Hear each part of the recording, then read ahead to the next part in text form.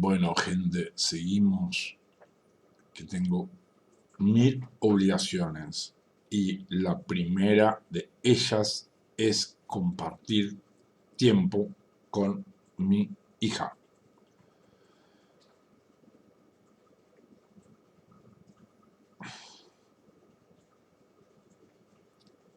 Eh, bien, el punto 11. La sociología del conflicto y su orientación criminológica. Habíamos visto que la criminología tradicional veía a la desviación como una calidad objetiva, ontológica. Las teorías de la reacción social o del etiquetamiento pusieron en crisis todos estos postulados al sostener que la criminalidad no es una cualidad ontológica, sino un estatus social, atribuido a través de procesos de definiciones formales e informales y de mecanismos también formales e informales de reacción. Se observa también a la criminalidad como un bien negativo, como sostiene Sack. De esta forma, el asiento teórico de la criminología sufre un desplazamiento del estudio de las causas y condición de la criminalidad como hecho fáctico concreto a los procesos de criminalización, donde el objeto de estudio no son los sujetos que ya fueron criminalizados, sino el proceso en sí mismo. Los agentes que se ven involucrados en los procesos y el trasfondo social y económico del mismo. Sin embargo, las teorías del etiquetamiento generalmente se centraron en el estudio de los individuos en el ámbito de grupos y descuidaron o no tuvieron suficientemente en cuenta las diferencias de poder y de intereses entre grupos e individuos.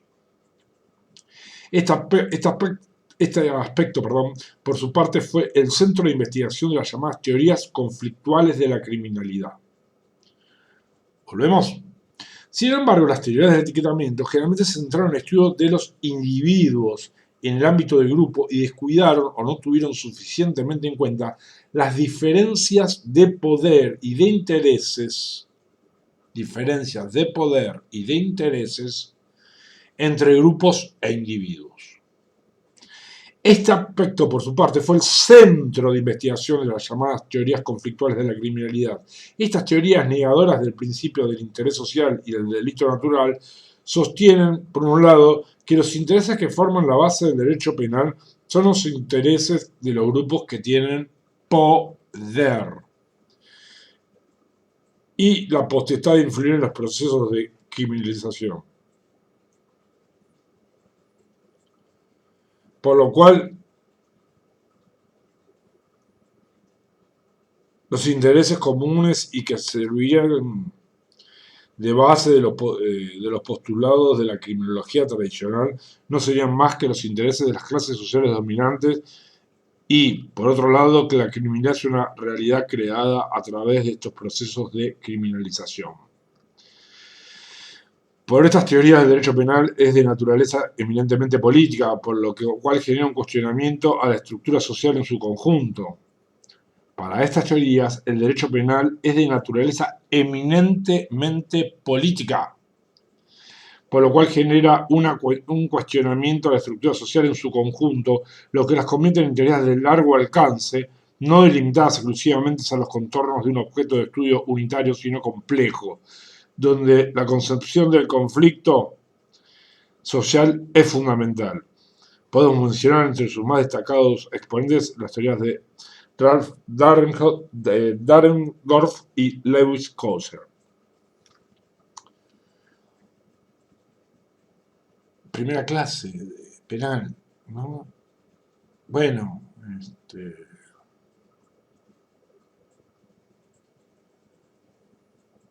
el Estado tiene la facultad de castigar a un individuo cuando comete un hecho denominado delito. Profesor, ¿por qué? Tiene ese poder el Estado. Porque él tiene el ius puniendi.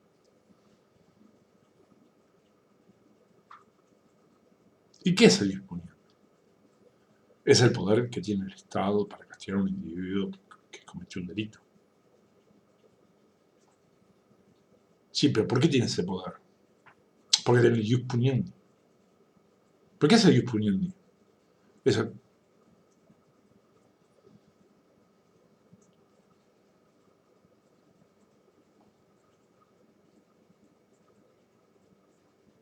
ese profesor creo que renunció ese mismo día. No fue mi intención.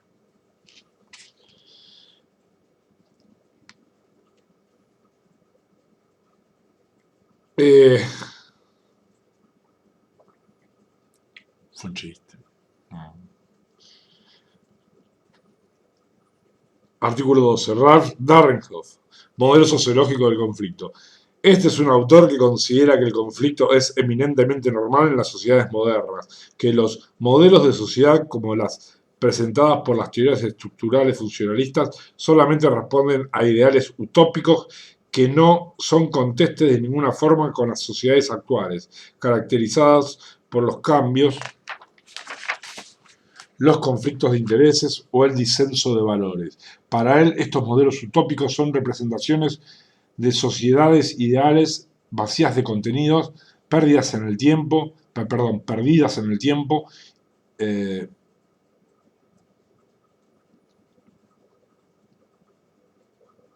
¿saben por qué dije pérdidas en el tiempo? Porque estoy trabajando ahora sobre una oposición, qué sé yo, y mi asistido declaró, con todo respeto, no pierda el tiempo en esta causa.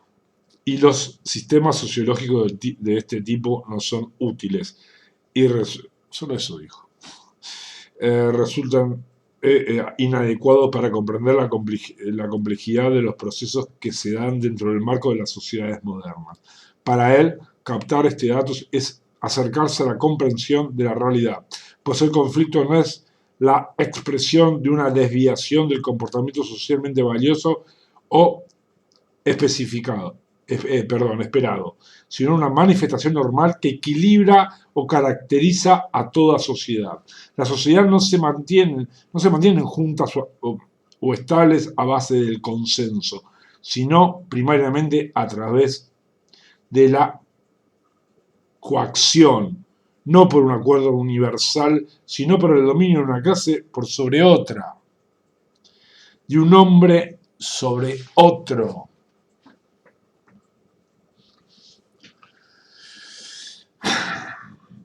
Me encanta este libro. Me encanta. Dahrendorf hace hincapié en la existencia de tres elementos importantes en su teoría, cuáles son el cambio, el conflicto y el dominio. Cambio, conflicto, dominio. Cambio, conflicto, dominio. Los que conjuntamente conforman el modelo sociológico del conflicto. Modelo sociológico del conflicto. Recordemos, cambio, conflicto, dominio. Las reacciones del dominio de una clase por sobre otra, que se contrapone al modelo del equilibrio o de la integración. Las reacciones de dominio de una clase por sobre otra, esta situación de antagonismo social evidenciada a través de imaginarias fronteras entre grupos sociales, crean conflictos que no configurarán por sí mismos anomalías, sino efectos normales de las diferencias existentes. Estos conflictos dan lugar eventualmente a situaciones que crearán condiciones de cambio social. Su análisis surge a partir de una concepción política de la sociedad, más que social o económica, donde la conflictividad social caracteriza a la sociedad moderna, en detrimento de las utópicas concepciones de sociedades igualitarias y ordenadas. Esta situación conflictual que caracteriza a la sociedad es el resultado de esas relaciones políticas que generan antagonismo y dominio. Coser, por su lado, afirma que en la sociedad actual, de forma similar a los postulados, de Dahrendorf, el conflicto no solamente es normal, sino que es por sobre todas las cosas positivo. Y volvemos al marxismo, a las ideas.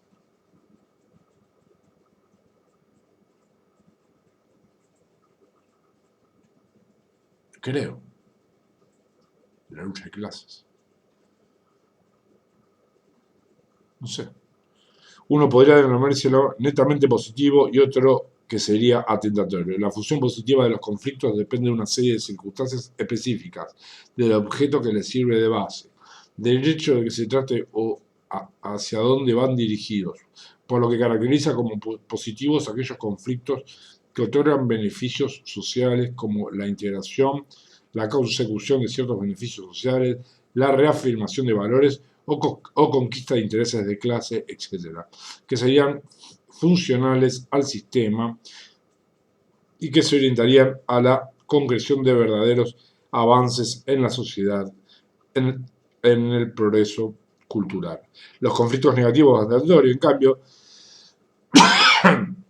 sin lograr lo del marxismo, no lo dije peyorativamente, creo que todo lo contrario. Sin lograr esos efectos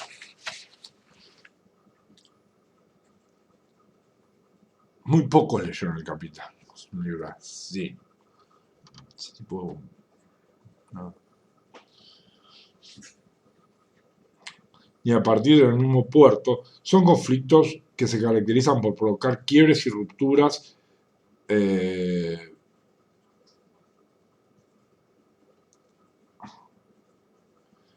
las bases mismas de la estructura social, lo que provoca que dichos conflictos no sean funcionales ni mucho menos positivos, pues al provocar esos resultados no reditúan socialmente ningún beneficio, sino que solamente perjuicios que no permiten avances ni progresos. Para él el conflicto es una lucha que versa sobre valores y sobre las pretensiones de los individuos por alcanzar ciertos lugares sociales privilegiados y escasos por alcanzar el poder y los recursos políticos económicos, y en donde los fines buscados por los sujetos que concurren a la confrontación no son otros que neutralizarse recíprocamente, eliminarse en tanto el otro es visto como el adversario, el enemigo. Estas ideas vigentes tanto en las posturas de Dahrendorf como de Coser también encuentran eco en los postulados de otro teórico llamado George Deb Ball, quien se detiene en el análisis de los factores de poder importante en cuanto al papel que desempeñan en los procesos de definición de las conductas y en las potestades inherentes a ciertos grupos que le permitan plasmar dichas definiciones en normas concretas. Centra sus estudios en los procesos de definición, cuyo fundamento lo encuentra en la existencia de antagonismo estructural en la sociedad, en la cual ciertos grupos que tienen y ejercen la posibilidad de definir conductas crean normas tendientes a controlar y dominar a los grupos que delimitan previamente. Desde aquí llega a la conclusión de que el crimen es un comportamiento político, cuya delimitación les pertenece a los grupos dominantes mantener y legitimar aún más su poder. Bueno, hay una canción archiconocida, ¿no? De un grupo cuyo bajista, para no hacerla tan fácil tampoco, era Sky Bellison. Sky Bellison o Ballison. Sky Bellison.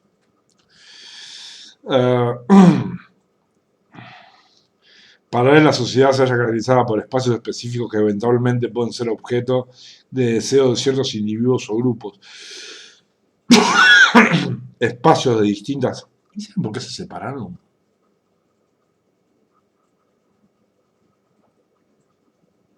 Uno dice que por una mujer. Y la otra campana por dinero.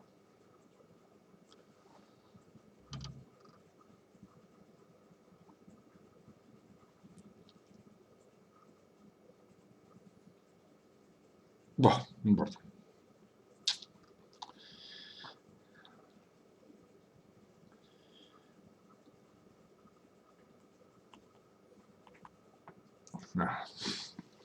Espacios de distintas jerarquías y ventajas innatas propias, a los cuales se pretenden conquistar o abandonar según el caso.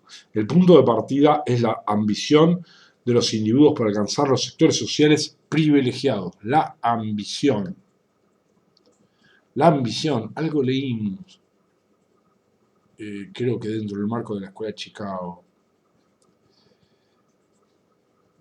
o por ahí, ¿no?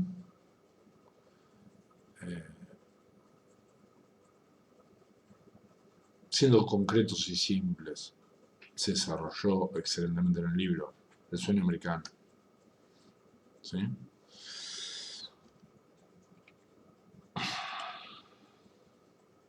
La ambición, caracterizado por la contingente consecución de cuotas de poder, generalmente a partir de entonces un proceso de conflicto en el cual los grupos tratan de eliminarse recíprocamente, a fin de ocupar esos espacios socialmente apirados.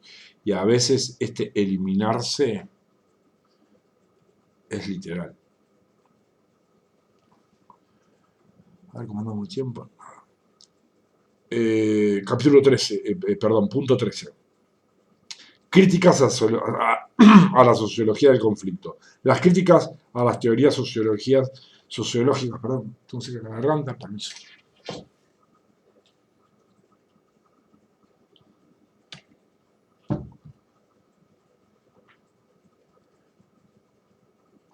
A ver si soy uruguayo o paraguayo.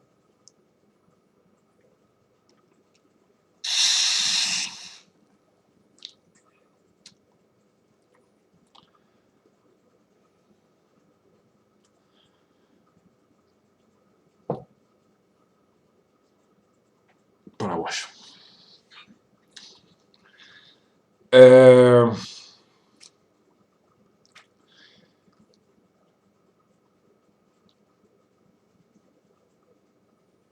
Las críticas a la teoría sociológica del conflicto se dirigen generalmente a las explicaciones que éstas hacen de la forma en que se producían en la sociedad los procesos de definición partiendo de la supuesta conflictividad social natural. Bien. La explicación de la criminalidad a partir de una decantación mecánica provocada por la existencia de relaciones sociales antagónicas fruto de los distintos intereses de clase que cumplirían la función de separar grupos donde los dominantes, detentadores de poder, de otorgar definiciones a ciertos comportamientos peligrosos a sus intereses, utilizan el derecho para perseguir a los dominados y desfavorecidos. Parece de por sí ser demasiado simplista. Fíjense que el común denominador de las críticas, de las teorías, es muy sencillo lo que decís. Es muy simple.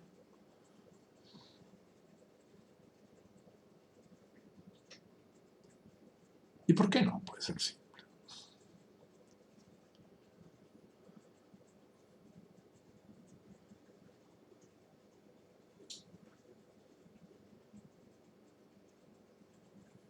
¿Por qué no?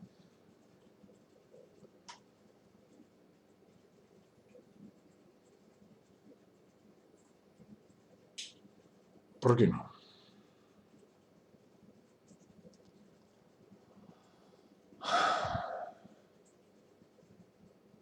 Hay un principio, filosofía, que denominado navaja de Ockham. Perdón por la pronunciación del apellido.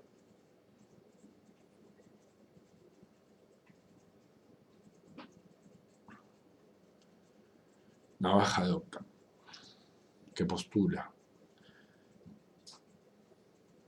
en 3 palabras. La explicación más sencilla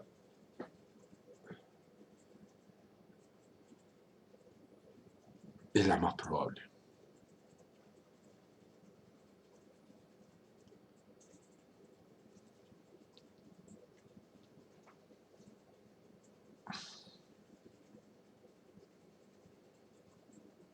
La explicación más sencilla es la más probable.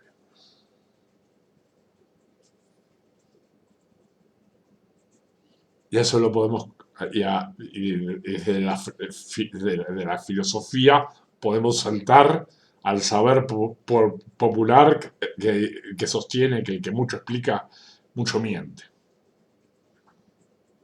¿Sí? Ah, perdón por la...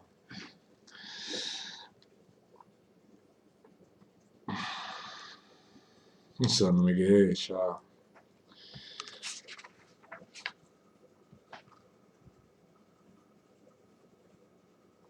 La aplicación eliminada a partir de un distinto, cumplir una función cerebral del grupo, mandar una fruta distinta, que cumplir una función superar grupos de ambiente, peligrosos intereses para perseguir la realidad se muestra.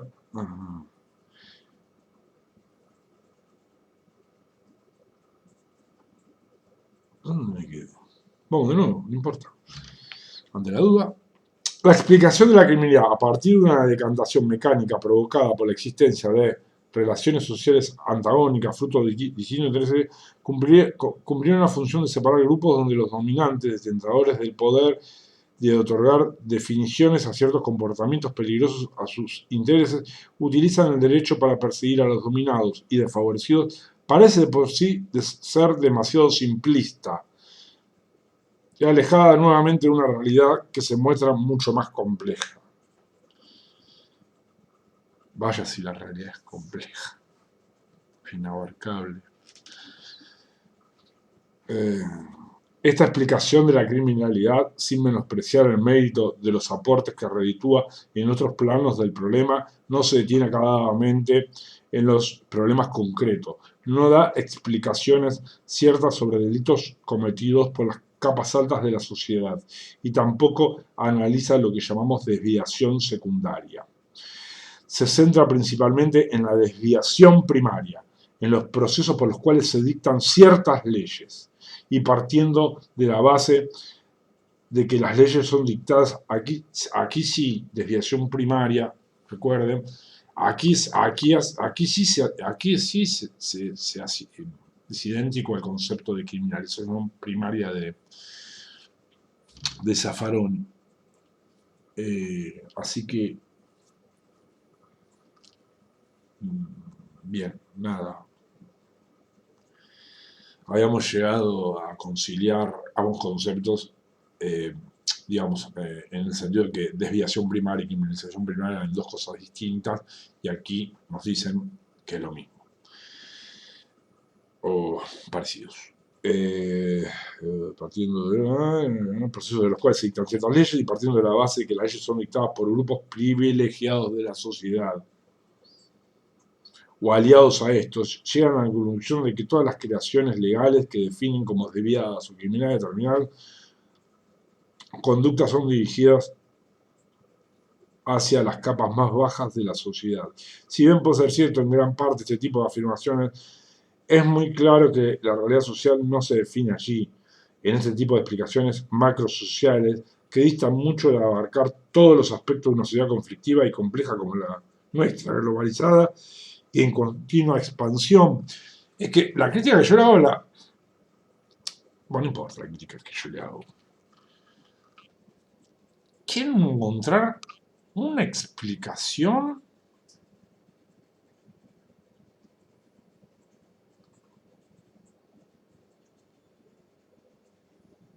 una única explicación, una única razón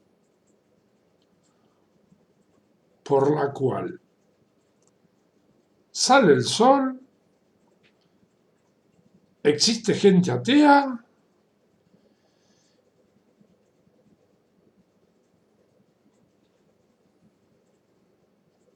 y la manzana va hacia abajo y no hacia arriba. O sea, eso es lo que entiendo de la criminología en sí.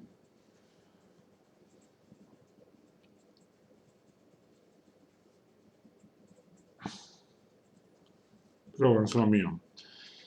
Sexta, teorías conflictuales, Turk. En esta línea de teorías conflictuales se enrola también la teoría formalista de Turk, que sostiene que no puede haber delitos si no hay Estado, postulando una directriz teórica similar a lo de los autores precitados en cuanto a la existencia de grupos antagónicos donde el grupo dominante usa el derecho de una forma coercitiva y funcional a los aspectos de interés del grupo en contra de los dominados. A este agrega un análisis donde otorga mayor importancia a los medios de comunicación social. Miren a quiénes tenemos. ¿Sí? ¿Quiénes entran en el juego?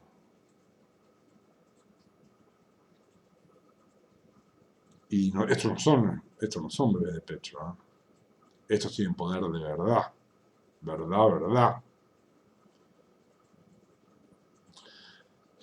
Así que se empieza a complicar la cosa. En cuanto a generadores de definición de conductas, definen conductas y de roles, y sostiene que la frecuencia en la producción de delitos será menor cuanto mayor sea el grado de internalización que se haga de los valores dirigidos de las capas altas de la sociedad. Como resumen general, podríamos decirse que los aportes generados a partir de las teorías conflictuales de la sociedad proyectan un avance más en el camino transitado por las teorías del labeling o etiquetamiento. Un avance que en algunos aspectos puntuales es harto significativo. Esto pues, por un lado se muestra a la desviación como el producto de una relación antagónica entre distintos grupos sociales en los cuales existe una dominación de uno por sobre el otro, materializada a través del proceso de definición que la clase dominante dirige hacia los dominados, procesos que adecuan sus conductas, sus vidas conforme a lo que se espera de ellos. Por el otro lado, estas teorías trasladan el enfoque microsociológico típico de las teorías del etiquetamiento a un tipo macrosociológico amplio en el cual se convierten en actores principales de los grupos sociales antagónicos que luchan por alcanzar o mantener, según el caso, las posiciones o sectores sociales de poder generalmente ambicionados. Ambición, nuevamente.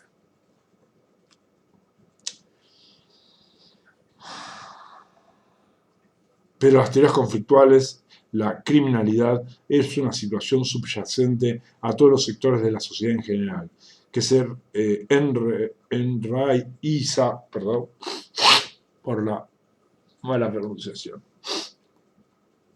o por la mala lectura.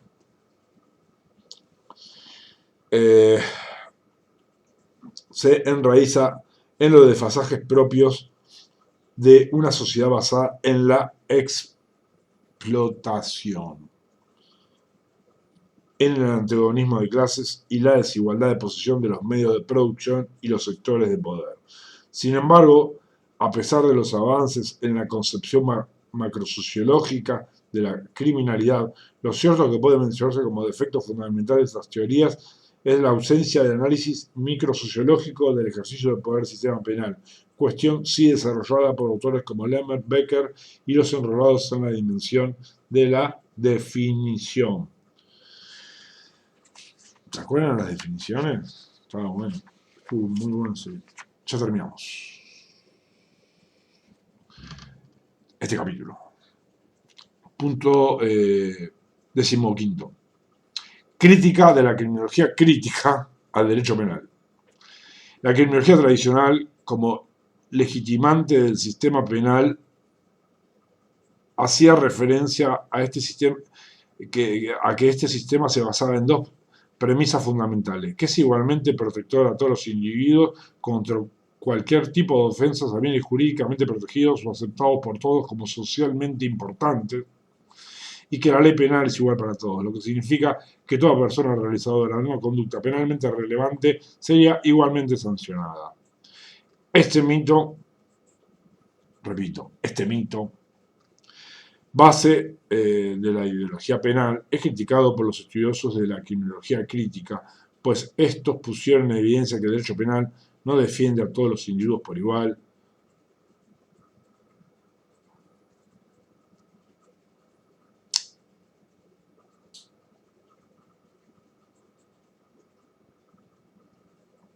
Sí, no me gusta mucho esto de que el derecho penal defienda a alguien. No me gusta. No digo que no sea así. O que el, alguien tenga, o algunos tengan interés de que sea así. Como venimos hablando. Si no, fíjense cómo se llama, cómo denominó el autor al capítulo que decía este. O el capítulo siguiente. El grupo de A, en cuanto castiga y no castiga a todos de igual manera, sino que en general mantiene proteger los intereses de ciertos grupos, no defiende a todos los individuos por igual, ni mucho menos, sino que generalmente tiende a proteger los intereses de ciertos grupos y que cuando castiga no castiga a todos de igual manera. La ley penal no será igual para todos, pues los procesos de selección de criminalidad son orientados generalmente hacia las capas bajas de la sociedad, dando por tierra de esta forma a los principios del interés social, del delito natural y el principio de igualdad. La criminología crítica pone en evidencia la mentira y el mito de que el derecho penal es el derecho de la igualdad por la excelencia. Viene ahí el autor, mentira. Yo dije mentira en un juicio y el juez me llamó la atención.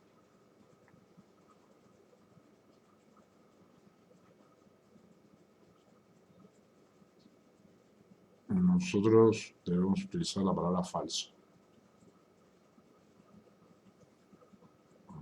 Y o similares. La criminología crítica pone en evidencia la mentira y el mito de que el derecho penal es el derecho de igualdad por excelencia, demostrando que justamente se produce todo lo contrario. Y ya para terminar el capítulo, gente, así que yo sé que esa frase les gusta. En 5 minutos terminamos.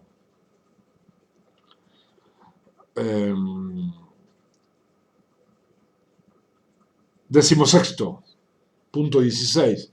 Relación entre criminología y vulnerabilidad. Subrayen, vulnerabilidad.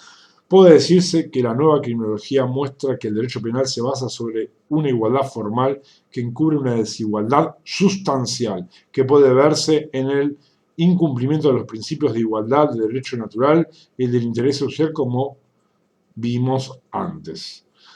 El derecho penal tiende a privilegiar los intereses de ciertos grupos y clases dominantes, al mismo tiempo que inmuniza de la reacción penal a los comportamientos típicos de los integrantes de estos grupos. Perdón.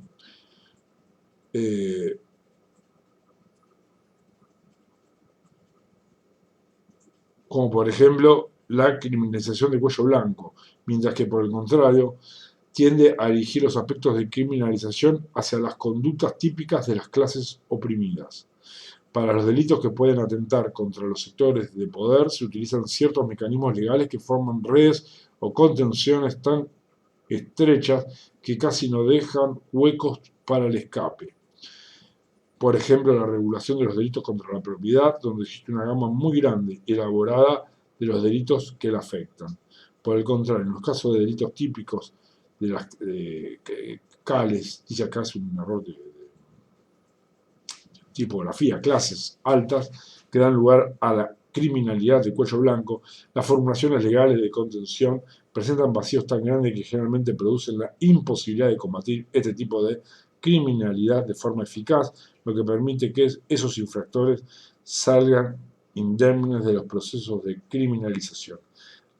Además, ténganse en cuenta que las penas que se le aplican en el hipotético caso de que se los condene no producen efectos estigmatizantes comparables a los prescritos para combatir otro tipo de delitos. Así uno puede darse cuenta de que las chances más grandes de que a uno lo etiqueten como criminal están dadas conformes al lugar que ocupe en la sociedad. Repito, así uno puede darse cuenta de que las chances más grandes de que a uno lo etiqueten como criminal están dadas conforme al lugar que ocupe en la sociedad. ¿Sí? Lo que equivale a decir que mientras más baja la zona en que se sitúe en la sociedad, más grandes son las chances de ser definido como criminal. Voy a repetir este párrafo. Así uno puede darse cuenta de que las chances más grandes de que a uno lo etiqueten como criminal están dadas conforme al lugar que ocupe en la sociedad. Lo que equivale a decir que mientras más baja la zona en que se sitúe la sociedad, más grandes son las chances de ser definido como criminal. Son coincidentes las estadísticas oficiales emanadas por los distintos trabajos de investigación internacional en que el 80% de los delitos cometidos son contra la propiedad. ¿Sí? Son coincidentes las estadísticas oficiales emanadas por distintos trabajos de investigación internacional en que el 80% de los delitos cometidos son contra la propiedad. Yo agregaría...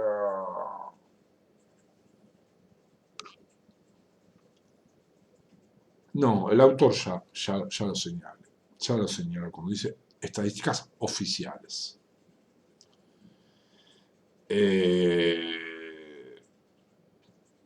Y sabemos hacia dónde va. Pero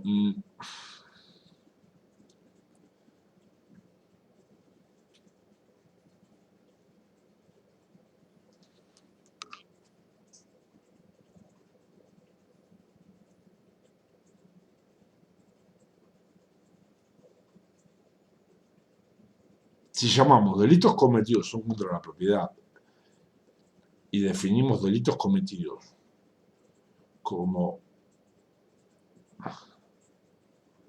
delito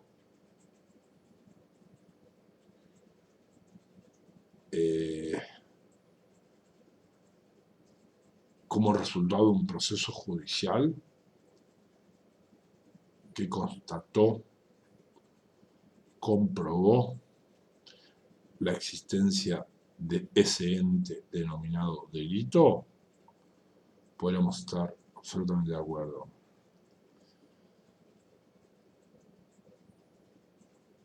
Ahora,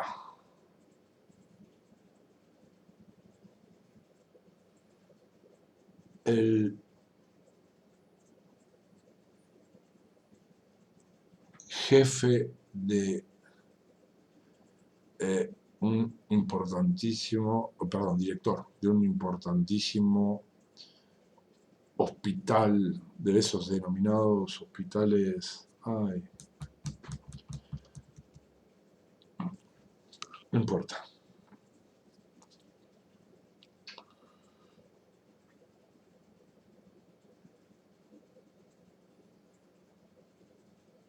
No recuerdo la denominación, ya me acuerdo.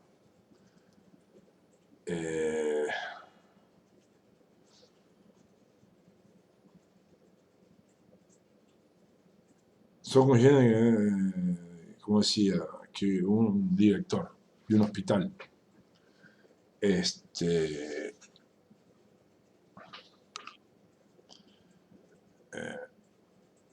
manosee a su sobrina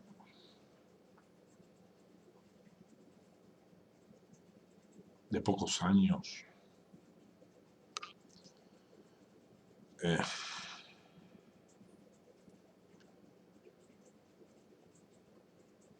no sé si está dentro de las estadísticas.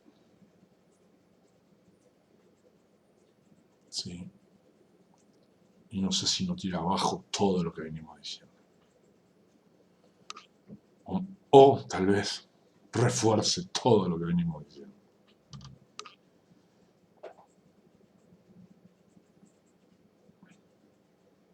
¿A quién le creemos? ¿Una nena? ¿A un prestigioso médico que llegó a director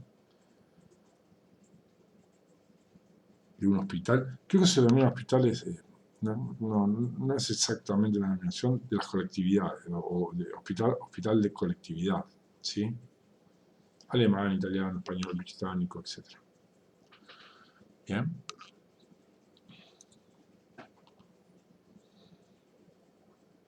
Pero no es la palabra, no es el adjetivo. Para esta postura, esos delitos pueden ser vistos como reacciones individuales y no políticas ante las contradicciones típicas del sistema de producción capitalista, basado en la desigualdad, basado en la desigual distribución de la riqueza y en la estratificación social. Es claro en el aporte de los estudios de la criminología crítica en cuanto sostiene que los delitos más importantes y de mayor repercusión social son los cometidos por miembros de la clase dominante o alta de la sociedad, habida cuenta de que constituyen delitos que pueden provocar la caída de gobiernos enteros. Yo les dije que ya terminábamos, les mentí, pero falta nada, muy poquito. 17.17. Críticas a la criminología crítica.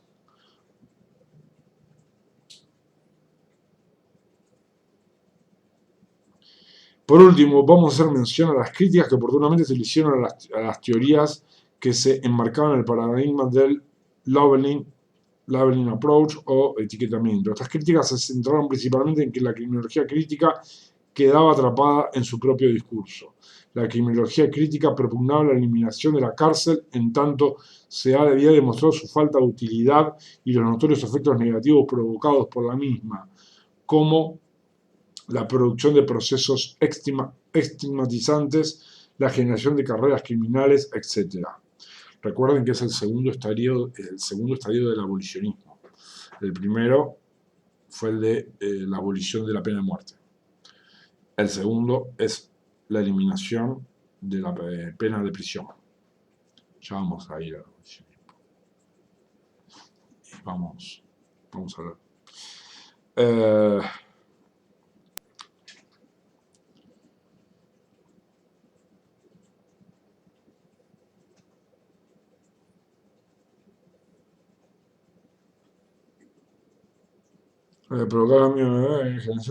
Sin embargo, con el tiempo, sus seguidores se dieron cuenta de que las alternativas a la prisión no sustituyen a la cárcel, sino que más bien se erigen en complementos de esta, ya sea por la necesidad de las alternativas de un respaldo coercitivo superior que funcionará a modo de espada de Damocles, ya sea como complemento de la cárcel, utilizable a modo de apremios que aseguren su funcionamiento.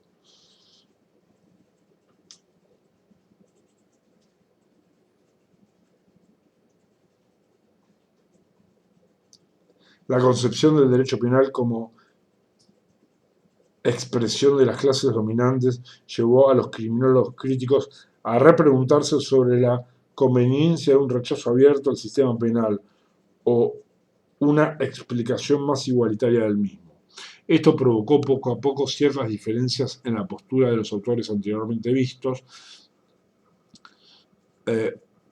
como cuando en la década del 80 Lambert declaró sentirse disgustado y afligido, y Schur confesó: ninguno de nosotros puede pretender que no ha participado en reforzados procesos y estructuras que globalmente han resultado ser opresivas.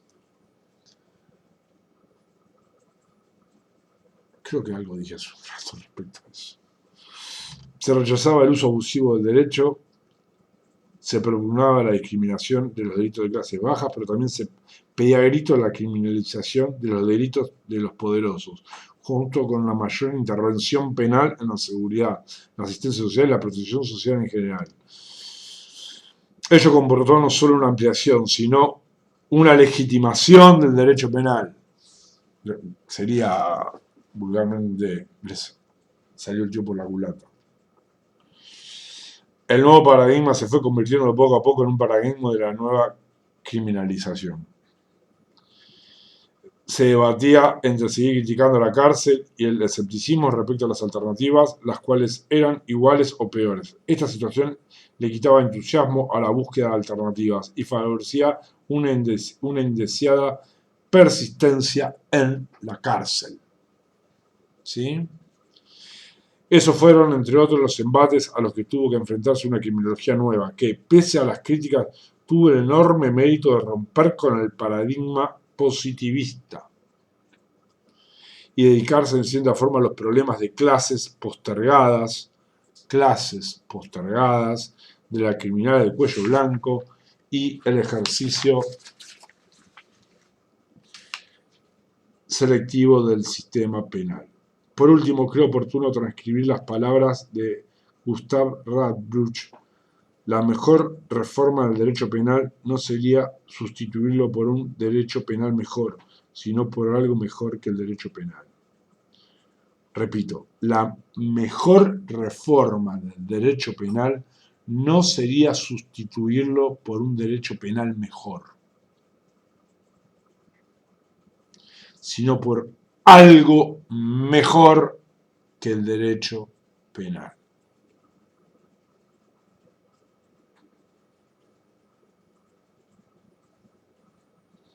Qué bella cita.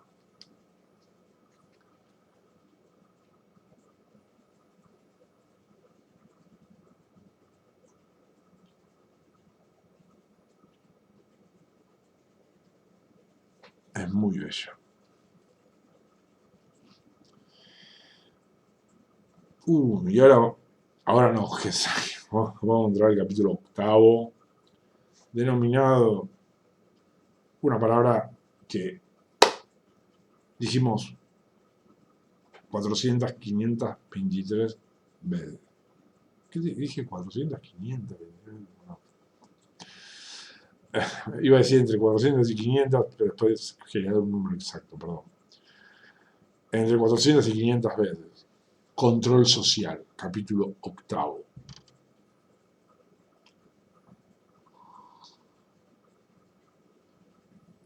Una reflexión.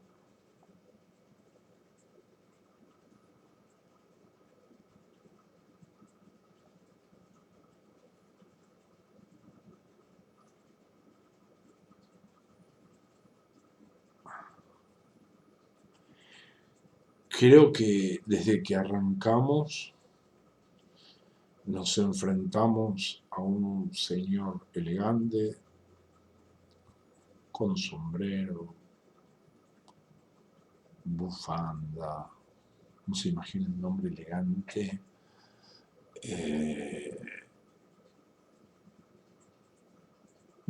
tal vez siglos anteriores,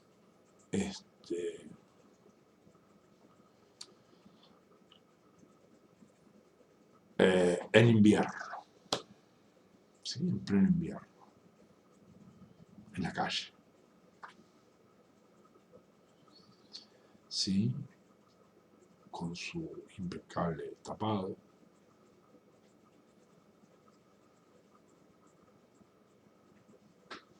tal vez con un sable,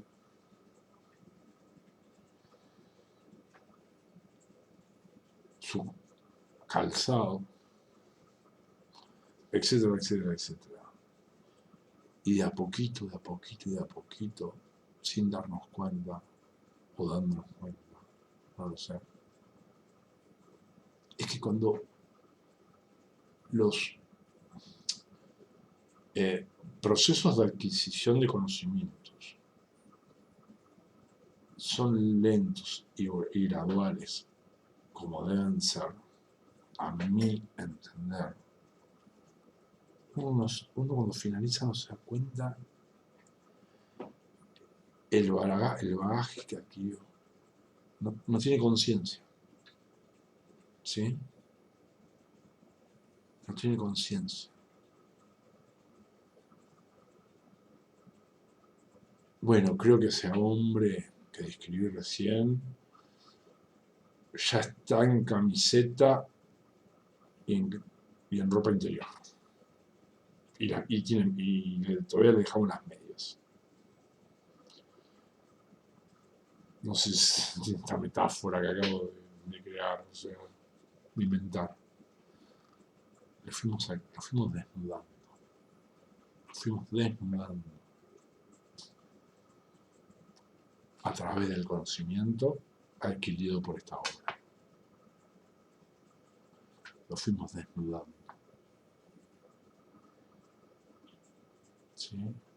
Recuerden, camiseta, ropa interior y medias.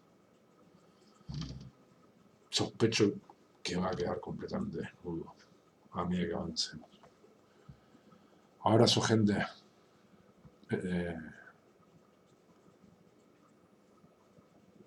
Me toca dedicarle tiempo, más allá de que tengo muchísimo por hacer.